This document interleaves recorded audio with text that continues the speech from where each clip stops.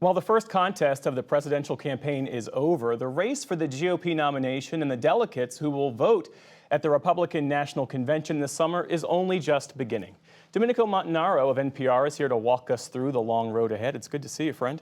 So we know that 40 Republican delegates were up for grabs last night, and they were allocated proportionally. How did Donald Trump's commanding victory last night position him in the delegate race moving forward? Well, first of all, I would say it's a maybe not so long road after all. I mean, I think that this thing has been moved up significantly because the Trump campaign, which is more sophisticated this time than in 2016, has really been able to make a lot of efforts to move up states in the process that favor him, with the kinds of processes that favor him. And by the end of March, we're going to see 70% of the delegates allocated. So we're talking about only a couple of months here. And when you look at, you have about a dozen states in that period of time that Kevin Madden was talking about that have winner take all if the person gets above 50%, meaning a state like California has 169 delegates. If Trump were to get over 50% like he did last night, he gets all of those delegates. That's new. That's something that the Trump campaign really pushed for. And when you look at those two dates that Kevin mentioned between March 5th and March 19th, there's over 1,200 delegates at stake just on those 2 weeks. And 1,215 is the magic number that somebody needs to get. And with all of these potentially winner-take-all states, I'm circling on my calendar March 23rd, because March 19th, I'm calling winner-take-all Tuesday, because they're finally going to be actually states saying whoever wins gets all the delegates then. And we may be talking about Trump wrapping up the nomination by the end of March. Really?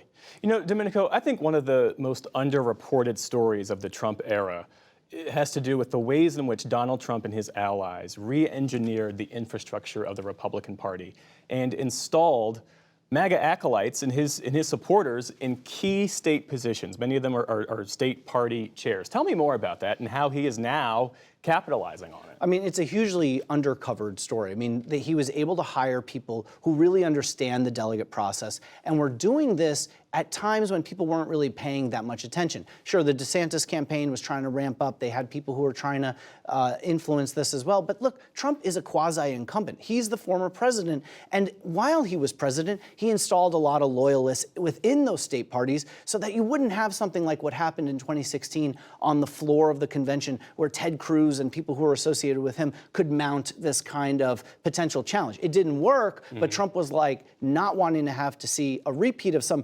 WWE-style moment that we all had to watch, where Ted Cruz is coming down from the rafters. He was saying, no, I want this thing wrapped up. I want it wrapped up quickly. And they have pushed, they have leveraged almost everything that they can, whether it's, incentivizing people to go to Mar-a-Lago or Bedminster to be wined and dined, or to be threatened with potential punishment if Trump does become president, and to be iced out of the process. Let's look ahead to New Hampshire. How well does Nikki Haley have to do in New Hampshire to have a reasonable argument for staying in the race?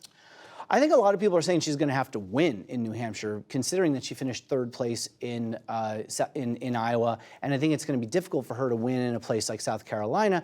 I think if she finishes a reasonably close second place, considering that Trump has had a double-digit lead there, she can still make the argument that she needs to move on. But you got to look at the demographics of the electorate in New Hampshire. You're not going to have another state that's quite as moderate, where Haley can sort of appeal to those voters, because it's just not the majority of the Republican caucuses right now, Republican primary voters right now.